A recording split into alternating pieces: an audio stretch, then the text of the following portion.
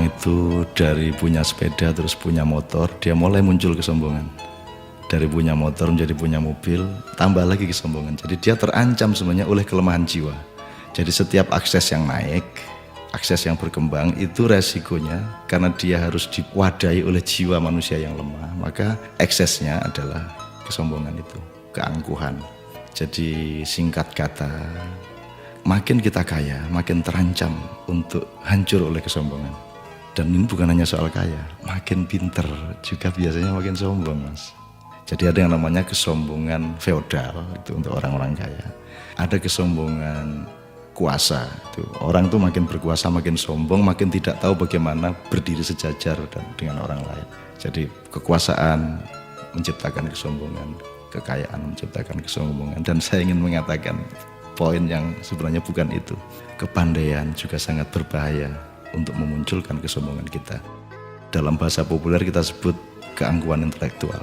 Tapi yang lebih berbahaya lagi, menjadi orang soleh, orang alim itu juga bisa menimbulkan kesombongan. Jadi banyak orang-orang yang beragama dengan tekun, salah satu hasilnya adalah dia sombong atas orang lain.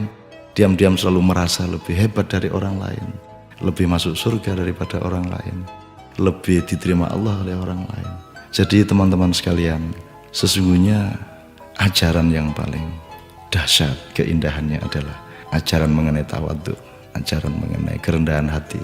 Jadi orang sholat, orang beribadah itu adalah latihan untuk mencampakkan diri, bukan untuk mengunggul dan menegakkan diri. Mencampakkan diri di hadapan Allah. Kita bersujud-sujud tersungkur-sungkur supaya kita siap untuk berlaku rendah hati kepada siapapun. Karena sekarang ini betul-betul bukan hanya orang kaya, bukan hanya orang kuasa, bukan hanya orang pintar, tapi orang alim juga sombong.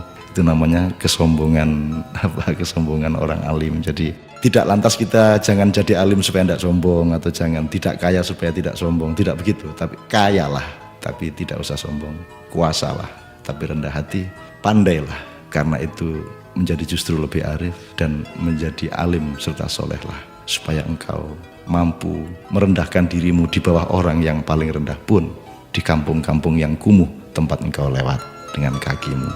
Terima kasih.